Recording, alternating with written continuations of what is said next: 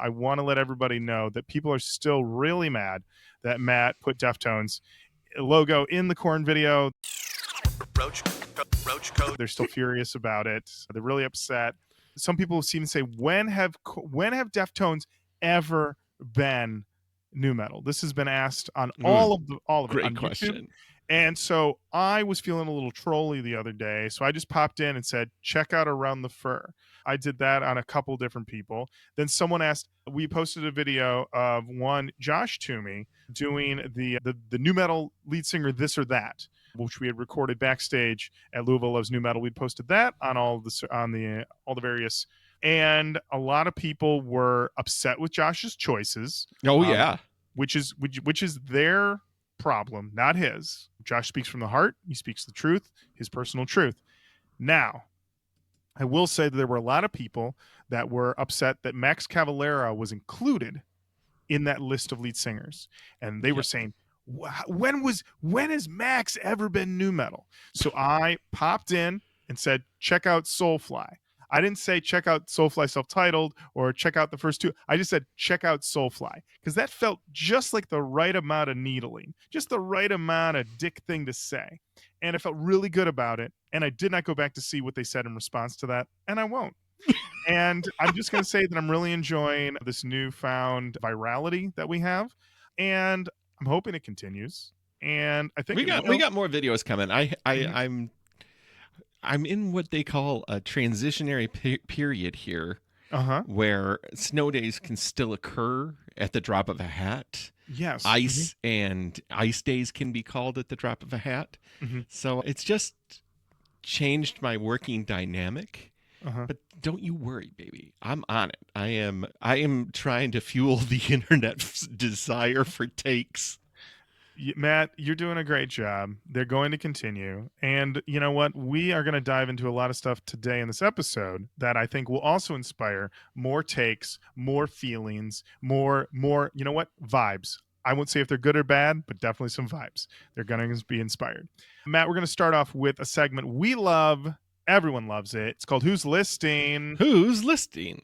Matt, today as we record this, the Rock and Roll Hall of Fame announced their nominees for, I guess this would be the 2026 induction, maybe 2025, 2026. I don't know. Maybe this is 2025. I think this is the 2025 class. 2025 class. And a lot of people pointed out, hey, this is a very like Gen X alt rock lineup here. Soundgarden's in there, White Stripes are in there, you know, Chubby Checker is in there. Very Gen X choices. And but as is always pointed out every time they post this, they go, where's the nu metal? Where's the nu metal? To get to be eligible for the Rock and Roll Hall of Fame, as people know, it's got to be 25 years since your debut album or debut music was released. Correct. We know here, like, everybody's eligible at this point. It's been certainly 30 years for a lot of these bands. So over at one of our favorite websites, metalinjection.net, Greg Kennelty posted an article today, 8 nu metal bands that should be inducted into the Rock and Roll Hall of Fame. And then he says, time to get out your wallet chains and Jinko jeans.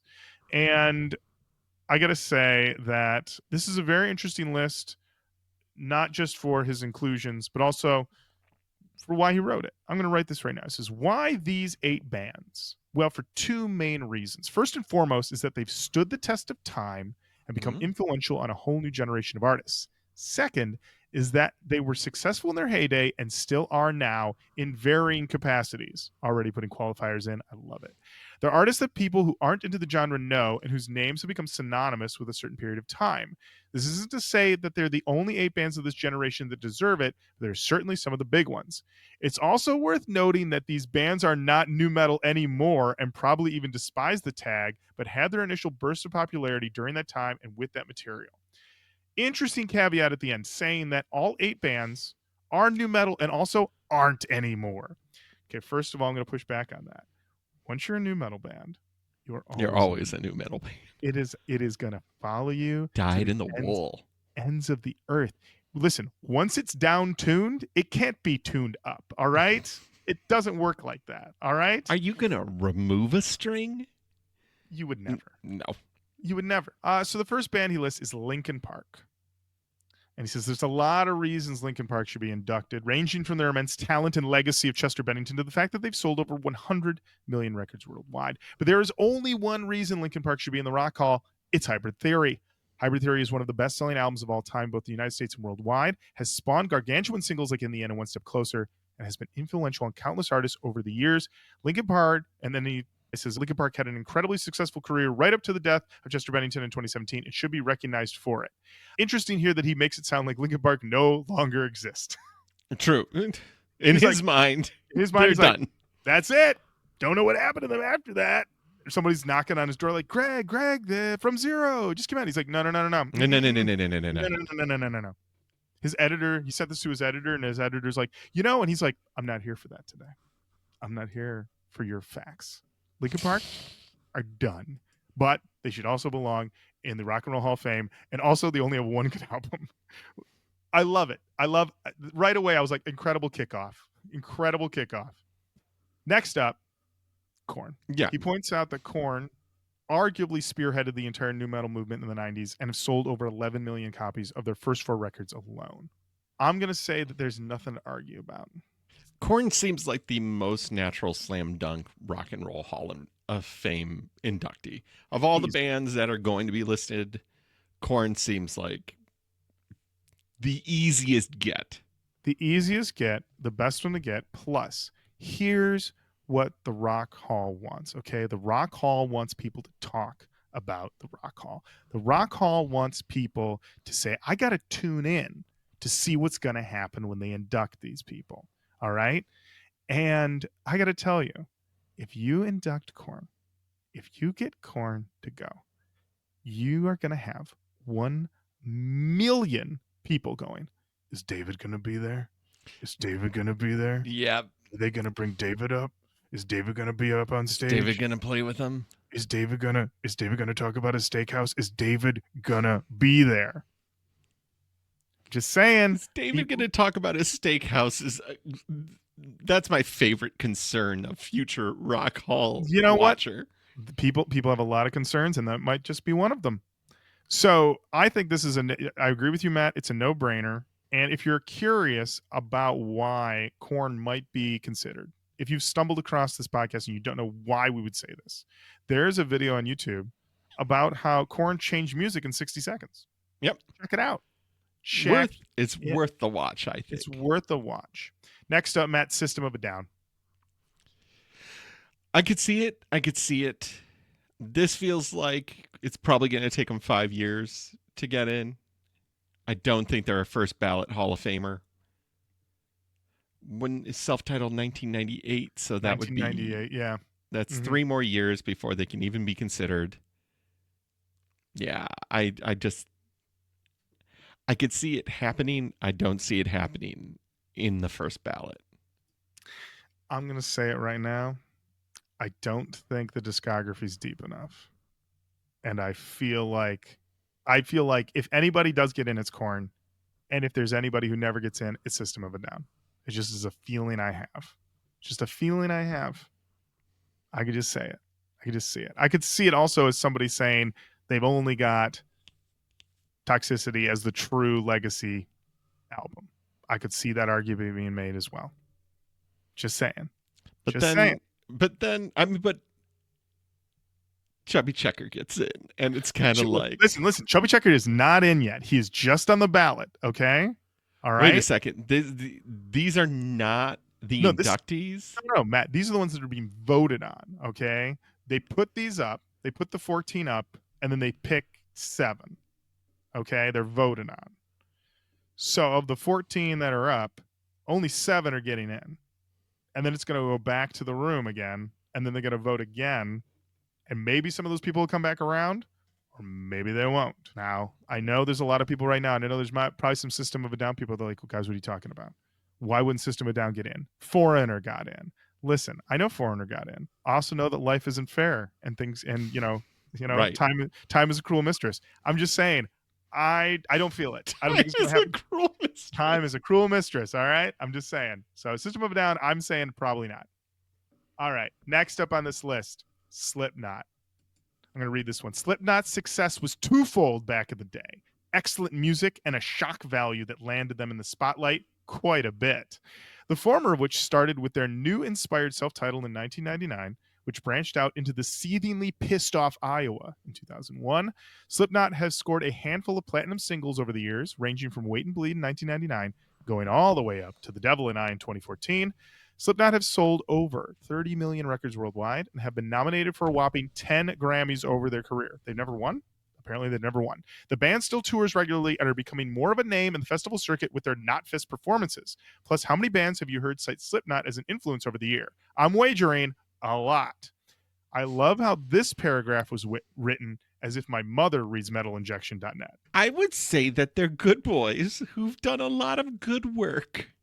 I don't know if you're aware of this, but they've really made a name for themselves on the festival circuit with their Knotfest. Am I saying that right? Am I saying, can I Knotfest. I am saying that right. I love it. That's hysterical. Here is my 2 cents on number one. Again, I think both of you and I can agree. Rock and Roll Hall of Fame. Meaningless. Like truly meaningless. Truly. It means even less than the Grammys, which is tough to do. Tough to do. Tough to do. Yeah. Tough to do. Yeah. Korn should get in because it makes the most sense. If Slipknot gets in, I think it's actually like plus points to the Rock Hall. I think Slipknot is not a shoe-in to get in at all by any stretch of the imagination. Mm-hmm. But like I would say that they're one of the more interesting choices that they have made. Way more interested than like Foreigner and Chicago and bands like that. Like Slipknot getting in would be very interesting because it's just they're so, even though I would say that they've also softened their sound on some tracks and have broadened their audience. I would still say at their core they have an ability to shift into a gear that a lot of bands don't have. Right. Like I feel Metallica has been chasing their old sound for too long, and I still feel like Slipknot can actually still do it. Well, I know they can still do it. I saw them last summer still do it, so I know that's the case. I think a thing to keep in mind is that I would say Slipknot have a better chance because Kiss is in the Rock and Roll Hall of Fame. So if we don't talk about people wearing ridiculous costumes. And here's the key thing, though, is you say like, well, Lauren, Kiss got in. And I'm like, I know. And they're terrible. Slipknot are great. So they've already got a leg up on Kiss in that regard. True. And plus, here's the other thing. They can debut some new masks. Do you know how many Kiss podcasts just, how dare you? I mean, honestly, they probably passed away after I said it, and that's okay. Listen, I think Look, Slipknot... man, look, did we ever share this story? Oh, Matt, were you in Kiss? I was in Kiss. I'm the star child. No, dear listener, once upon a time, we went to the Rockin' Pod, and I loved the event. Loved it. The thing that we didn't know about the Rockin' Pod or podcasts in the mid 2010s to late 2010s is that a lot of rock and roll podcasts are Kiss-centered podcasts. They're all about Kiss. They're about that life. Mm-hmm. And Lauren and I and Jenny are staying at this hotel. We go to the lobby where we see prototypical Kiss fan walking with his phone to his ear saying, "No, I need the live sets from 79. An incredible moment. I'd forgotten about that. That was amazing. That was amazing. I don't know who the gentleman was. I don't know his podcast. I tip my hat as someone who now goes, how Korn changed music in 61 seconds. Absolutely, I tip my hat at how dedicated to the craft he was. But in that moment, I have never felt more like, oh no. Listen, Matt, one day it's gonna be you. They're gonna be like, listen, I was in a lobby and this guy was a new metal podcaster, I guess, and he was walking by and he was like, I need the soundboard recordings from Woodstock 99. Get them to me. You don't understand. Their signature sound came from 7 strings. 7. Don't you hang up on me. No, normal guitars had 6. Matt, let's continue through this list. Next I love up, a list. Disturbed. No way. No way. Matt, let's run through the facts here, okay? According to Greg, Disturbed has had plenty of success over the years with their records and touring schedule. Strong start. That's the participation trophy of sentences. I gotta tell you, that opening sentence gives me big, like... Their mom says she's proud of them. Yeah. Though, let's face the fact that as memeable as their 2000 record, The Sickness, has always been, it's still a pretty big deal. Okay. The record has sold over 5 million copies in the United States and spent 103 weeks on the US Billboard 200 chart after its release, which is especially insane considering The Sickness is also the only Disturbed album not to debut at number 1 on the same chart. Disturbed has turned into more of a hard rock band over the years, but still should be recognized still should be recognized for their contributions to the groovy nu metal scene of the time. Okay. Here's my thought. The Sickness is a all-timer nu metal record. It has Down with the Sickness on it. It has Dropping Plates on it. It has a lot of shit on it. And I don't think they should go in the Rock and Roll Hall of Fame. Does the Rock and Roll Hall of Fame have a junk drawer? Because let me tell you, that's where Disturbed the Sickness in there, baby. Right in there. Just a good old honorable mention. Yeah. You know what? Listen, if you induct Korn, then induct Korn, and at the end of it, have a guy run out and go, shout out Disturbed. You're like, just real quick at the end. That's all you need. That's all you need. Okay. But I disagree. I completely disagree. All right. Next up. Here we go. Limp Bizkit. Limp Bizkit's results have varied ever since the turn of the century, but there's no denying how massively popular and important the band was in the late 90s. True. The streak of $3 Bill Y'all in 1997, Significant Other in 1999, and Chocolate Starfish and the Hot Dog Flavored Water in 2000 resulted in over 14 million sales and tons of charting. Sure, the wheels fell off a bit after guitarist Wes Borland took a break between 2001 and 2004, but still, Limp Bizkit added something important to the nu metal genre and should be recognized for it. Plus, it's still pretty crazy that Limp Bizkit remains as popular as they currently are despite their intermittent activity. Limp Bizkit is eligible now, and I really want to see them play Break Stuff to the Rock Hall induction ceremony audience. I'm of two minds here, Matt. On the one, yes, LB, put them in. Correct. My other mind is, I can't think of a universe in which they get in. Okay, I don't even think a bizarro universe they're getting in. I don't see it. I just don't see it. I don't see it. I would love it. I would say that the only way that they would get in is Korn gets in, and then Korn is like, we ain't going in unless LB gets in. Well, no, Korn locked the doors, all the doors, and the whole place slammed shut. And they're like, surprise, motherfuckers, we're inducting someone during our induction. And then they bring out Fred and the boys. That's the way to do it. Honestly, that'd be really great. That would be a moment. That would be a real moment. See, that would be a great moment. They should just do that. That should be something every year. One of the bands that gets inducted gets to do a surprise induction of somebody who's not in, just to make things crazy. Could you imagine? Because it's utterly meaningless. It's absolutely. It'd be great. It'd be great. Imagine if it was like, I mean, I know Foo Fighters are already in or whatever. Like Foo Fighters go up there and they're like, by the way, we're inducting Soul Asylum too. Come on out, boys. And it's like, what? Okay, Soul Asylum's in, I guess. All right. And they were, I saw them milling around in the back. I thought they were just like hanging out. All right. You know? Carly Simon's up there and she's just like, and Jules in. Yeah. And everyone's like, what the fuck? How's Jewel in? Jewel, what? It'd be bedlam. Billy Joel's up there. He's like, thank you so much. Really, really appreciate it. By the way, Cannibal Corpse, come on out, boys. You boys are in. You're in. I love it. I think this is a really good idea. I love this idea. I don't think there's any downside to this whatsoever. That one band chosen at random gets to choose their own band to induct into the Rock Hall. I think this is a great idea. I don't see this going wrong at all. It's great. All right, up next, Deftones. You're going to love this paragraph, Matt. All right, hit me. I know. Deftones don't consider themselves nu metal and have made it known they hate the term. But it's hard to deny that the band's 1995 album Adrenaline was in that vein. Deftones started their ascent to success with Adrenaline and Around the Fur in 1997 before going full throttle with White Pony in 2000.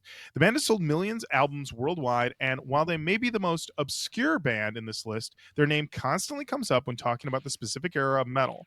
When it comes down to it, they're just an influential band that deserves the recognition. Now, this is an interesting post here because he's basically saying Deftones ain't sold shit, which is I don't believe that's entirely true. But I do think Deftones should get in, but I feel like this is a feeling once again, back to the System of a Down of it all. I feel like because they have tried to be genre fluid, but also have not owned what they are in a way, I feel like that would be against them. Like if they were just like, no, we were nu metal and we're also this thing, and we're also this other thing, and we're also this other thing, I think that would be more embraced. That's my feeling. I feel like you can't get in there if you're in denial. I think it would be hard for them to get in. Mm-hmm. And it's not because of, this has nothing to do with quality of the band.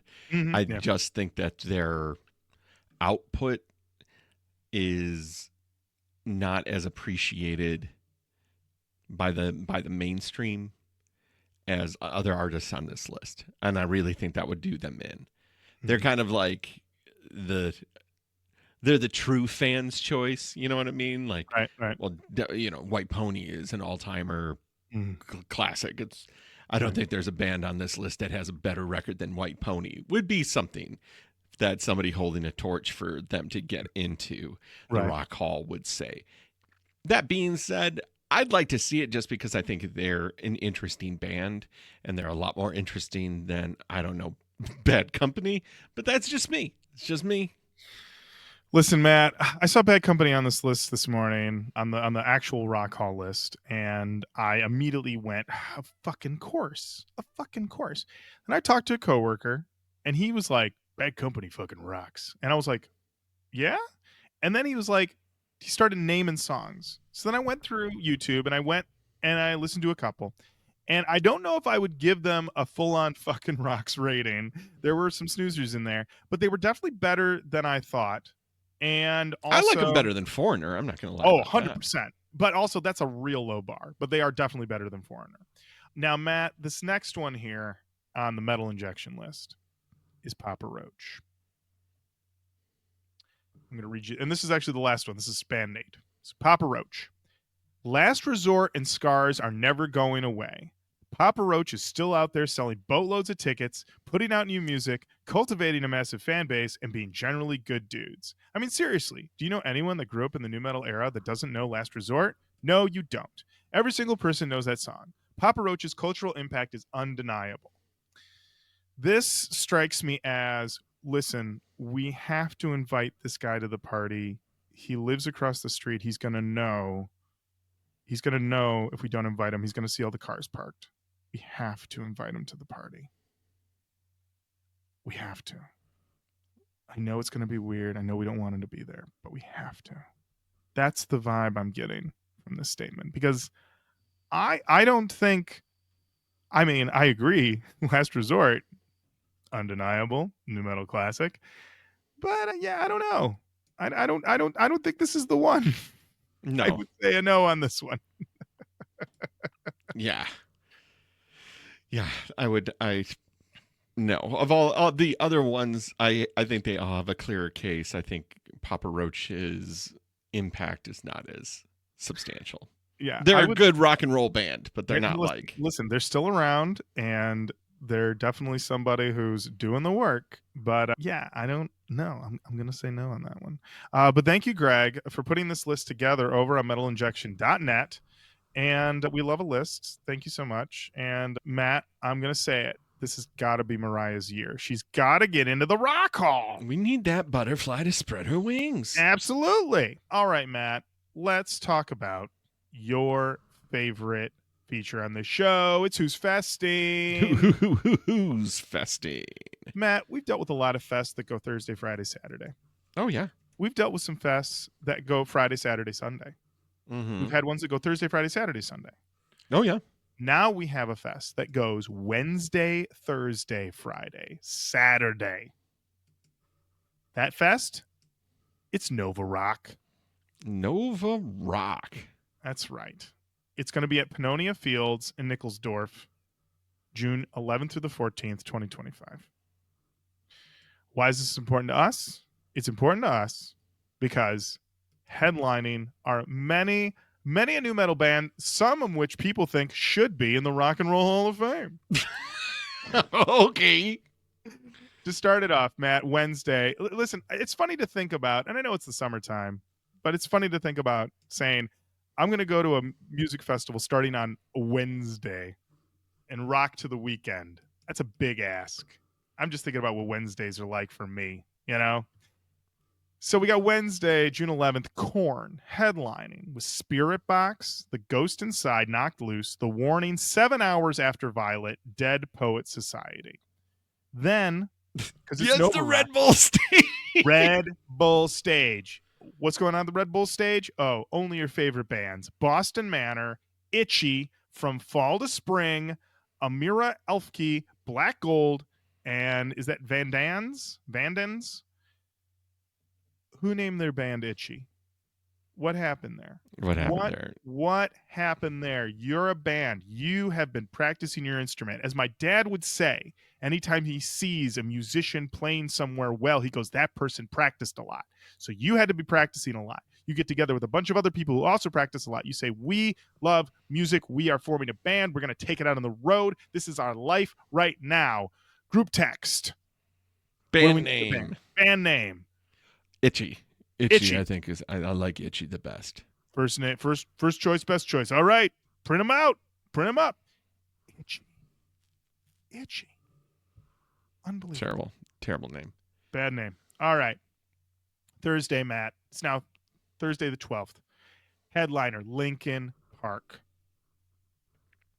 You know what? Don't tell Greg, but they're still here. They're still here, and they're headlining over at Nova. They're with Rise Against Iggy Pop, In Flames, Motionless in White, Apocalyptica, AWOL Nation, Jerry Cantrell, Ginger, Poppy, Peyton Parrish, Polaris, Nothing More, Kitty, and is that Lolo? I'm going to say Lolo. All right. Then, on your favorite stage, Matt, the Red Bull stage, this is actually pretty hot. Health. This is a hot 1-2 punch here. Health, Deaf Heaven, Normandy, House of Protection, Vows, Stessy, and The Generation. That's some heat. I like this. I like that stage. That's a hot stage. Hot Red Bull stage. Red Bull stage, drink them up. All right, Matt. It's Friday. It's Friday the 13th. That's what I'm talking about. So, of course, Friday the 13th, you're at Nova Rock. You're on Pannonia Fields in Nickelsdorf.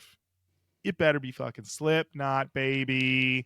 Slipknot headlining with Powerwolf, SDP, Lorna Shore, Flogging Molly, Biffy Clyro, Airborne, Refused, Green. They have 3 E's.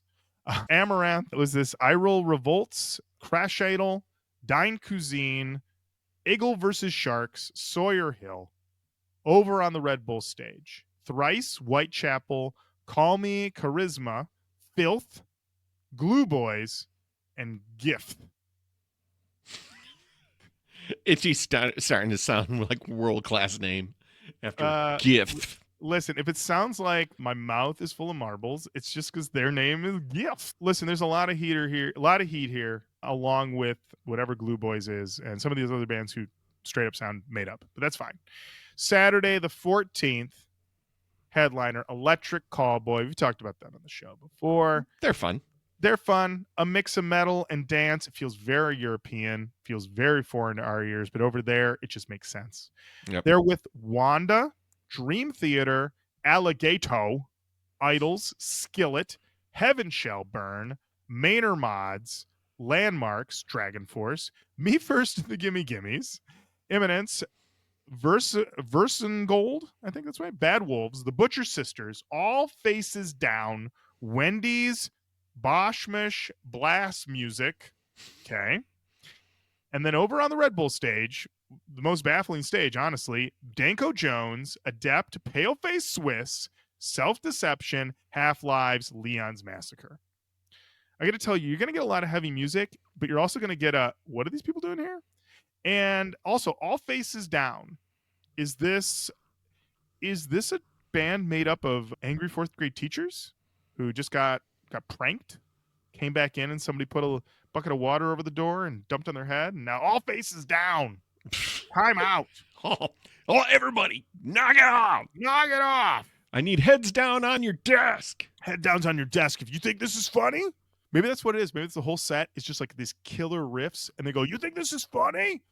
Is this funny to you?" For just like 20 minutes. What a over nightmare. on the Red Bulls. What a nightmare. Oh my gosh. So Matt, that's going to be at Nickelsdorf this June. Can't believe how much you enjoy reading band names. I love reading band names, especially ones I can't pronounce because I'm encountering them for the first time because I never pre-read these lists. Ever. And that's a Roach Koach guarantee, baby. I just look to see that there's a band that I know on it that relates to the show, and then I dive in head first as if it was a full pool. Who knows? Could only be 3 feet deep. Doesn't matter. Diving in. Matt, am I booking you a flight out? No. Or do you want to think? Nope. Okay. All right. That's fine, Matt. That is fine. Matt, we got a new feature on the show. Oh, what is it? It's called Who's Coming for the Throne? Coming for the throne. Matt, over once again at metalinjection.net. They posted, once again, Greg posted this one. It's about the new Tetrarch.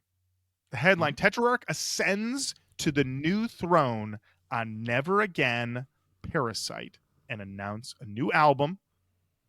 This new song, Never Again, parentheses Parasite, is the vocal debut of Tetrarch guitarist Diamond Rowe. It's from their new album coming out on Napalm Records. It's called The Ugly Side of Me. May 9th, mark the calendars. As we know, Tetrarch, they rip. They're incredible. They've already released a single called Live Not Fantasize back in September, but this is the official announcement. They describe this as very moody and dark, but lyrically extremely easy to relate to. It's basically about losing trust in so many of the situations and people around you, while at the same time isolating and losing a sense of self. It also kind of has a vibe of taking back what's yours and saying, this won't happen to me ever again. I suppose you could look at it either way. The song shows a very different side of our band, especially coming off the last single. So Matt, have you heard this song yet? Never Again Parasite? Yes. I have not. All right, Matt. Let's dip on in. All right.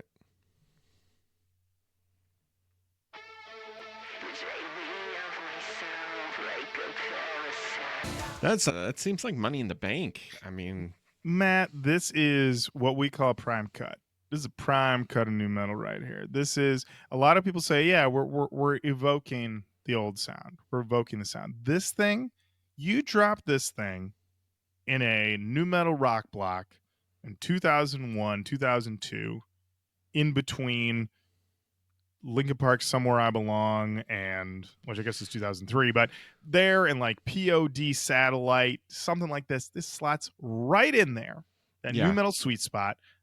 And what's great about it is it's 100% sincere, and I kind of love it. And it has me actually really hyped for this record, which I think is going to be new AF. The Linkin Park of it all certainly comes through loud and clear as a major influence. The production on it is fully modern. You know, you do not get those drum sounds in the late 90s or the early 2000s. That is 100% the drum sound of the day. They did not use that overused guitar sound yet, which I was happy to hear. I'm excited about the record. I want to hear more. This feels like big crowd moving music. This feels very festival, like Tetrarch is trying to set themselves up for a pretty major push here. So I'm hoping Mm-hmm. the boys can do it, because I like this sound a lot. I like what they're doing here. Yeah, absolutely. And I mean, as we know, Louder Than Life, they're doing the slow drip reveal. So if they haven't already announced Ooh, Tetrarch, I think that'd be a great ad. it'd be great ad. Head over, listen, Monster Energy Stage East. Okay, East. Yep. that's the one to be on, and crush some faces. I think that's the way to go. So I'm very hyped for this record. May 9th, go camp out outside a now out of business Sam Goody. Get ready. Just camp out. I mean, They just have a lone Ticketmaster machine that's still connected to the network. yeah, Your absolutely. phone is faster. This machine faster. sucks. But listen, sometimes you got to get back to the old ways, just to it's kind of like when I show those people who like go out and they like camp and they only bring what would like Lewis and Clark had with them just to see what it was like. Same situation. Just see what it was like to camp out. I'm going to wax old man nostalgic here. Mm-hmm. I miss a good ticket. I miss a ticket in the hand. I miss a ticket in the hand. I miss a ticket to take home to put on my stack of other tickets that I could just bring out and be like, yep, I saw this show right here. That's right. Flaming Lips, the Clutch Cargos. You bet your ass I was there having an okay time. That's right, baby. I do have a couple of those tickets for sure. Oh, yeah. Those are the ones you really want to show off. Like, oh, this show? Just okay. Kind of wanted to leave. This Ted Nugent's Whiplash Bash? Yes, I was there when Damn Yankees and Jackal opened up.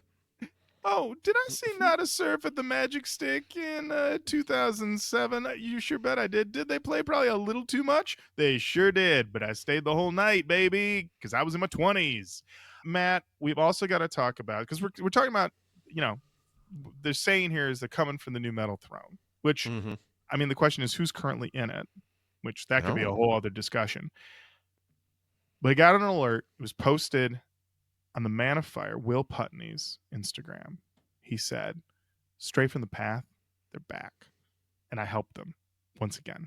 Because Straight from the Path, they just know they have one number in their phone, and it's Will Putney. Yeah. It is not helpful for the rest of their lives, like other things they need to get done. Not helpful that they have saved no other numbers, but Will Putney's definitely saved. And they don't even save it under Will Putney. It just says producer. It does, yeah. Anyway, so they Straight from the Path, they have a new record coming out. They have a new single. It is called Kubrick Stare. All right, let's take a listen. I'm getting it set up right now, and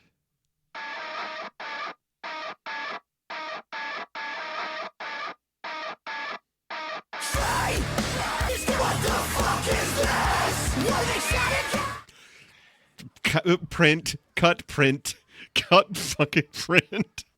It's there. Listen, incredible. The walk it off stuff, going super hard. The music video, this is great. I mean, I could have kept watching. That's for sure. Yeah, the music video I would tell you is, I mean, basically he's doing a lot of Jacoby Shaddix's Last Resort moves in this thing. Camera up, pointing down, looks badass. He's doing rap hands. This is another hot one. But listen, I don't think I've ever heard Straight from the Path not do a hot one. They seem to just be, that's just their mode. And especially if the only number in their phone is Will Putney, of course, every time it's going to be a ripper. Every time it's going to be a crusher. I definitely hear new things in the production, though. Then that is nice. Oh, very nice. I like I like it sometimes when the guitar noise seems to be built around the idea of like, what if it's a broken bicycle? What if we make a noise like that? And that's the riff of sorts. And they're like, all right, sounds like a good idea here. Yeah, I love it. I love it. It's great. Cut, print, put it in my ears. Matt, let's talk about who's emailing.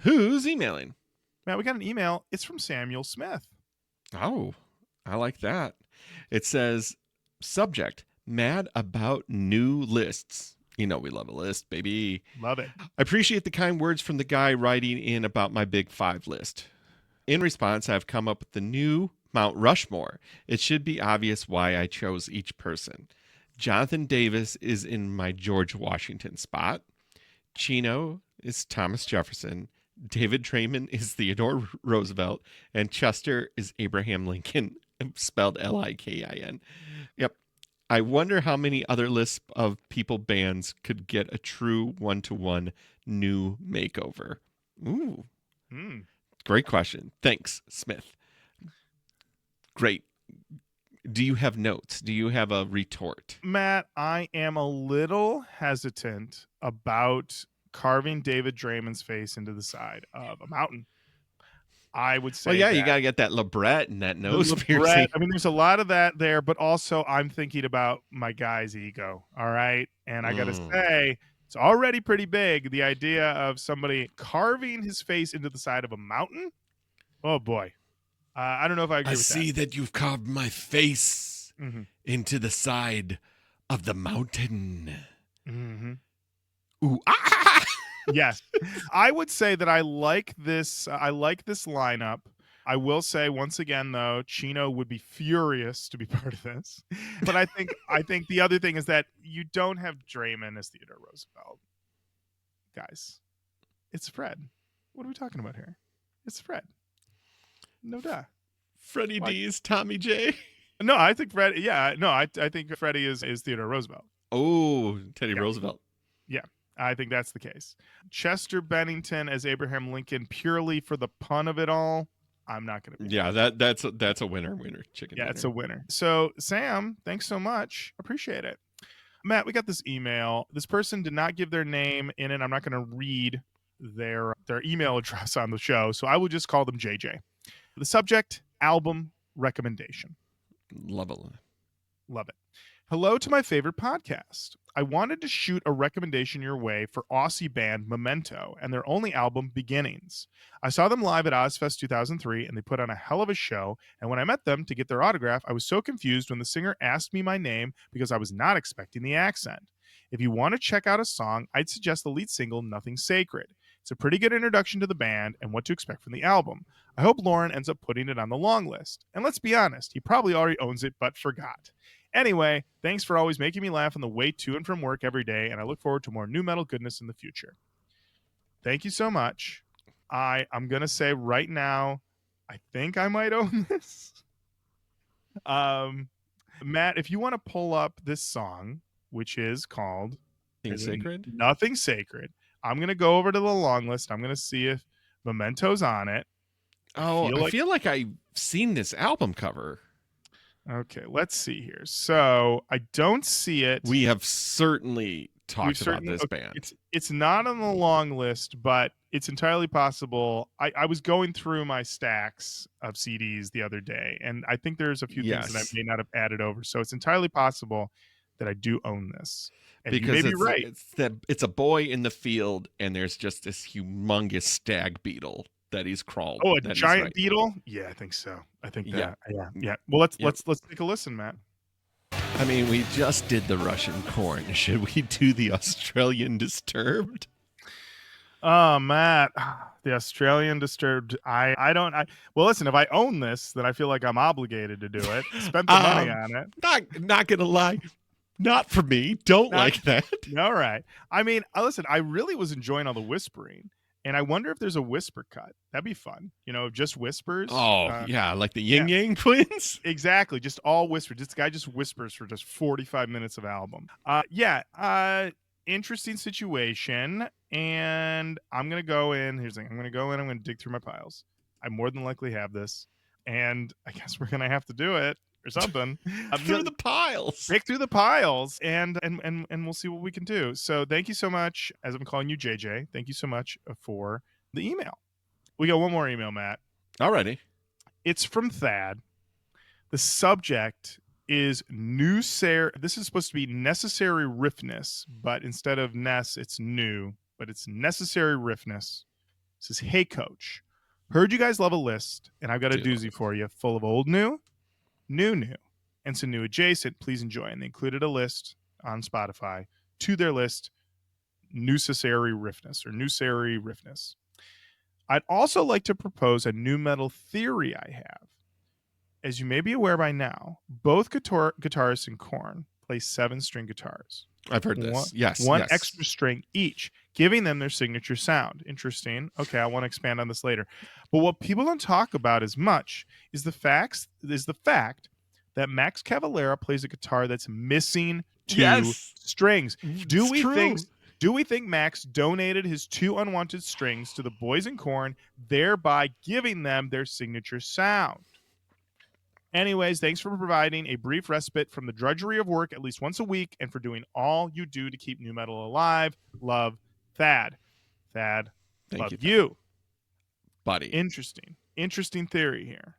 Max is missing 2 strings. Yes, he is. Korn have 2 extra strings, one on Monkey's guitar, one on Head's guitar. Yes. Except on the intro to Blind, because, again, that was a 6-string guitar that they bought at a pawn shop. Exactly. So we're asking the question, is it possible that Max was like, I don't need these? Do I know anyone who needs 2 strings? Now, if I do remember properly, number one, Max is proudly Brazilian, and I believe he broke the high strings and he couldn't replace them. And he was like, I don't need them anyway. There we go. I love that. I love that too. I believe that's what we read in the book. It's like book. Okay. Some version of that. That's great. Either way, I do love that. Yeah, Korn have too many strings. Max is not enough, and yet maybe by breaking them, he set them free into the universe. There it is. Oh, this is a very Max thought. Absolutely, he set them free into the universe, and the conduit of Steve Vai put them into his guitar universe. And his guitar had 7 strings that he made that Korn took. I love it. I don't believe the guitar was called the Universe, though. It was called like some other Steve Vai. Print the legend, Matt. Print the legend is now called Print the legend. It's called the Universe. It's called the Universe. Matt, believe it or not, we're about to wrap this episode up, buddy. How could we? I know. There's only one way to end an episode of Roach Koach, and that's with Stupid F and Matt's new core for old heads. Why you got me so dumb? I really like that one, Matt. That's a good one. Matt, who are we listening to this week on this list? All right. Well, last week we took a listen to 7 Hours After Violet, which we just saw was in this festival that you read all the names of. That's right. They're going to be at Nova Fest. They are playing, just so if you're like, oh, Lauren, which stage are they on? Where are they going to be? I'm looking back. I'm looking here now. Checking. They're on Wednesday. And they're on the main stage. There you are. They're playing in between Dead Poet Society and The Warning. Yeah, they're warming it up for Knocked Loose. So there you go. Perfect. Get on a plane. Get to Pannonia Fields in Nickelsdorf. Get there. All right. So Matt, this week we're listening to a song called Holy Breaker by a band called Splutter, which I imagine they're bringing in somebody else, 1056. So, yeah, here we go.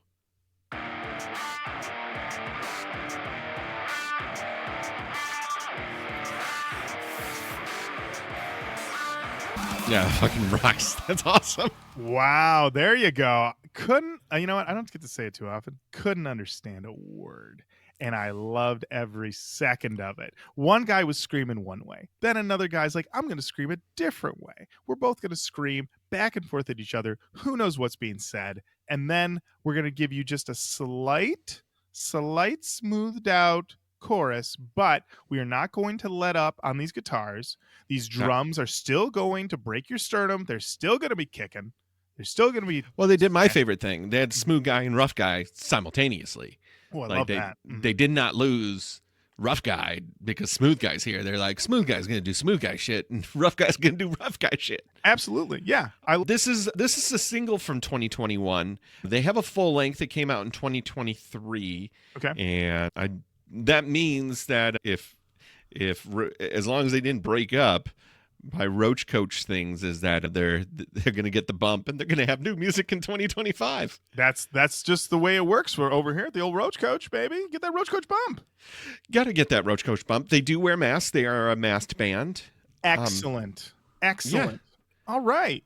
Well, that does bring us to the end of another episode of Roach Coach. Thank you so much for listening. Keep on saying hello to us online: Facebook, Twitter, Instagram, YouTube, TikTok, Blue Sky, patreon.com/roachcoachpodcast. Send us an email, roachcoachpodcast@gmail.com. I think I've had it all. Subscribe on Apple Music. Subscribe on Spotify. This is too many calls to action. Listen, I want you to do every single thing I just said. If you see it, share it. If you share it, then you've seen it. Do these things for us. Thank you.